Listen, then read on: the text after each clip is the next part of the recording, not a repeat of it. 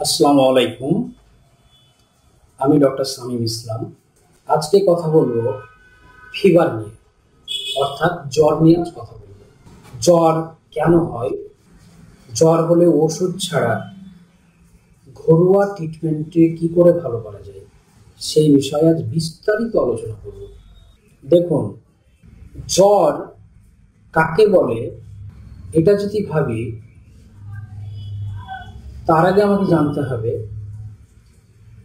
যে জ্বর কি খুব খারাপ জিনিস, না জ্বর ভালো জিনিস। আমাদের গ্রামের মানুষের একটি ধারণা আছে যে জ্বর হলে জ্বর খুব খারাপ জিনিস। কেন? এই জ্বর হলেই তাড়াতাড়ি ওষুধ খাও, নাহলে জ্বর বেড়ে যাবে। জ্বর হলেই ডাক্তারবাবু 1000 করে ওষুধ দিয়ে দিন, নাহলে জ্বর পরবর্তীতে বেশি হয়ে যাবে। জ্বর হলেই অ্যান্টিবায়োটিক দিন, জ্বর হলে ইঞ্জেকশন করে দিন, জ্বর হলেই একটা স্যালাইন ঝুলিয়ে দিন, মানে ইত্যাদি সমস্যা, ইত্যাদি অনেক কিছু ভাবেন আমাদের গ্রামের মানুষ এই জ্বর নিয়ে। জ্বর কি খারাপ জিনিস, সে বিষয় নিয়ে আজ বিস্তারিত আলোচনা হবে।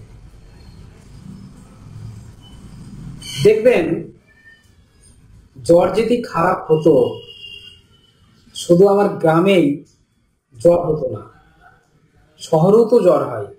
শুধু কি গ্রামে জ্বর হয়, শহরেও জ্বর হয়।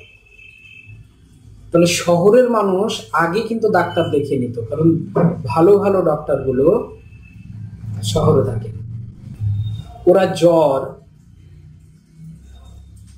এই বিষয়টা ওরা ভাবে না, জ্বরকে ওরা পাত্তা দেয় না। কেন? যে ওরা বোঝে। আর আমাদের গ্রামের মানুষ বোঝে না। এই আমাদের গ্রামের মানুষের এই জ্বর নিয়ে বড় একটা ভুল ধারণা। এই ভুল ধারণাটা আজ আমি ক্লিয়ার করব। শহরের মানুষ দেখবেন ডাক্তারের কাছে একটাও কিন্তু লাইন দিয়ে বসে নেই যে আমার জ্বর হয়েছে, ডাক্তারবাবুকে আমি আগে দেখাবো, হ্যাঁ এই জ্বর হয়েছে, ওই প্যাথোলজিতে লাইন দেব। এগুলো কিন্তু শহরের মানুষ করে না, কারণ তারা বোঝে। যত দেখবেন ডাক্তারের কাছে বসে আছে সব গ্রামের মানুষ, প্যাথোলজিতে দেখবেন গ্রামের মানুষ, ডাক্তারের রুমে দেখবেন গ্রামের মানুষ, সব গ্রামের মানুষ। কেন জ্বর নিয়ে এত চিন্তা? কেন? চলুন আলোচনা করি। জ্বর কি? জ্বর ন্যাচারাল একটা প্রসেস, সাধারণ একটা জিনিস, সেটা হতেই পারে। জ্বর ব্যাকটেরিয়া গঠিত জীবাণু থেকেও হতে পারে, জ্বর ভাইরাস গঠিত জীবাণু থেকেও হতে পারে। এই জীবাণু যখন বা এই ভাইরাস যখন দেহে প্রবেশ করে, এই প্রবেশ করার ফলে ওই জীবাণুটার সঙ্গে ফাইট করার জন্য অ্যান্টিবডি তৈরি হয়।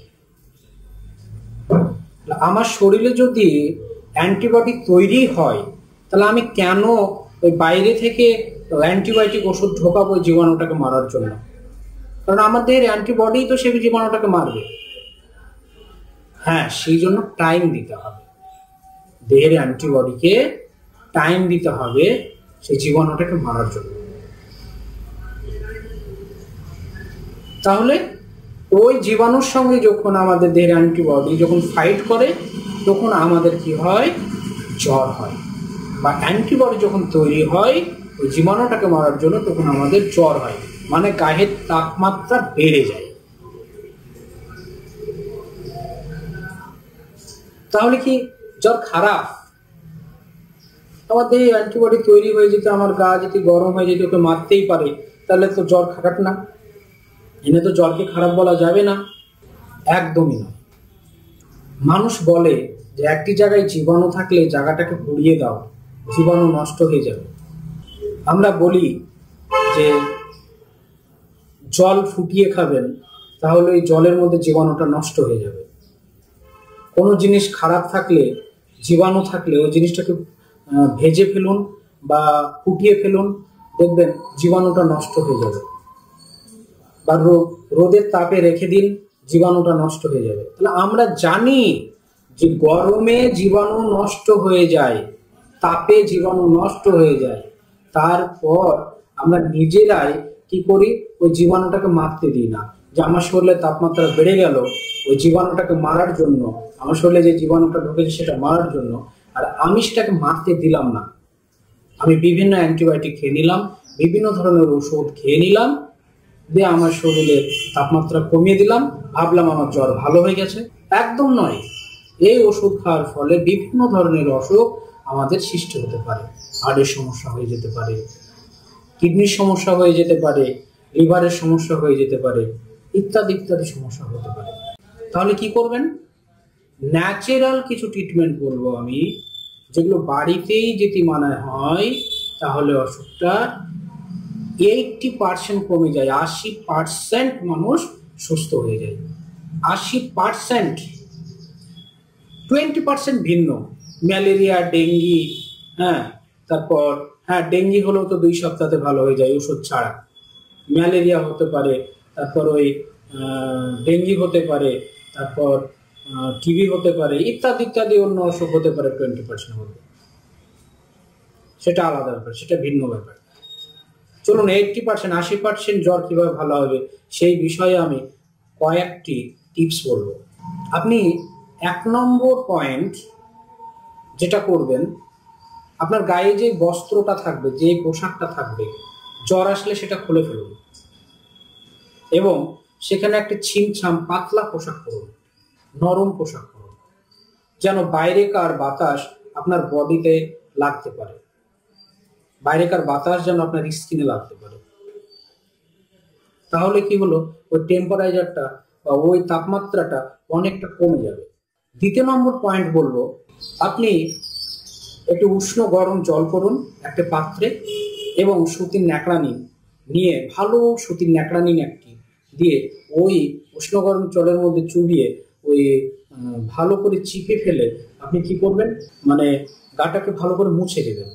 তাহলে দেখবেন দেহের তাপমাত্রা অনেকটা কমে যাবে। 3 নম্বর পয়েন্ট বলবো, পেশেন্টকে, যে পেশেন্টের জ্বর হবে তাকে একটি ঠান্ডা ঘরে রাখুন, খোলা একটি ঠান্ডা ঘরে রাখুন, বন্ধ ঘরে রাখবেন না। যেই ঘরে বন্ধ হয়ে আছে, গরম হয়ে আছে, সেই ঘরে রাখবেন না, খোলামেলা ঘরে রাখবেন এবং তাকে শুইয়ে দেবেন, পর্যাপ্ত পরিমাণে তাকে বিশ্রাম দেবেন। 4 নম্বর পয়েন্ট বলবো। 4 নম্বর পয়েন্ট,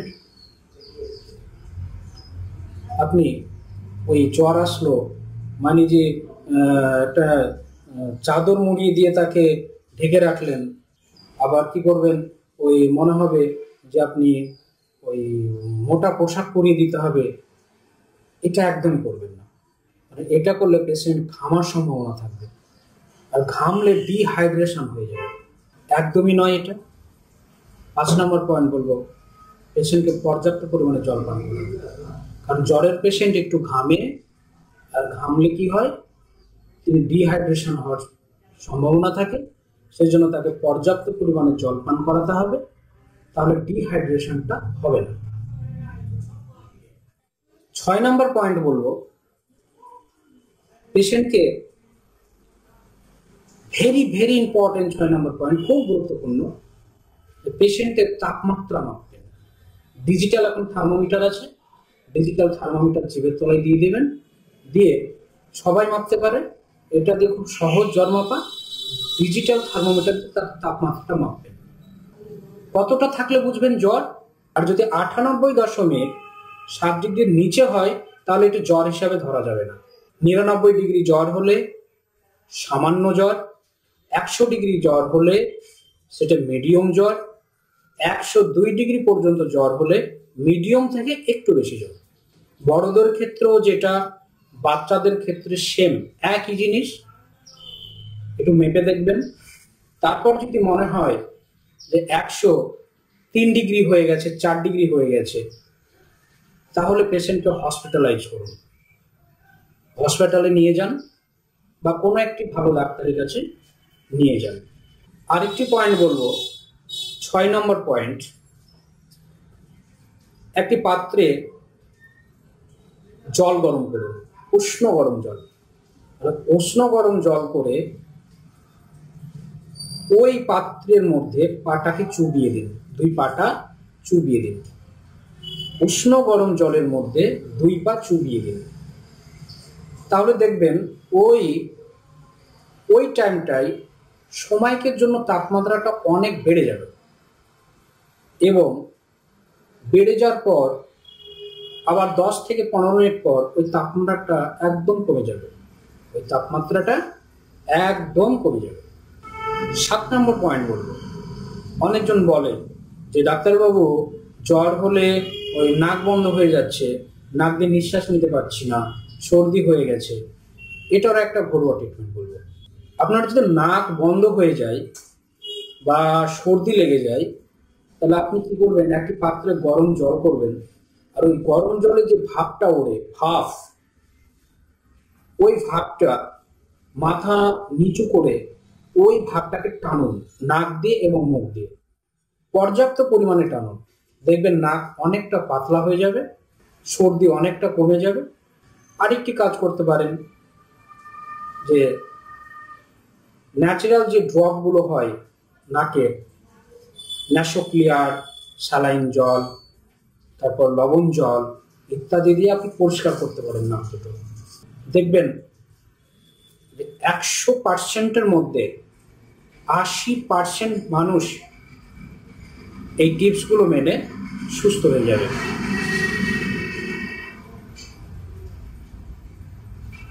মানুষের জ্বর হলে প্রায় 47 থেকে 48 ঘন্টা থাকে। মানব দেহে যখন জ্বর হয়, ওই জ্বর হওয়ার ফলে 47 থেকে 48 ঘন্টা থাকে। আপনি দেখুন না, 47 থেকে 48 ঘন্টা এই ঘরোয়া ট্রিটমেন্ট করুন। তারপরও যদি না ভালো হয়, একটি ভালো চিকিৎসককে দেখিয়ে তার চিকিৎসা নেবেন। সুস্থ থাকবেন, ভালো থাকবেন।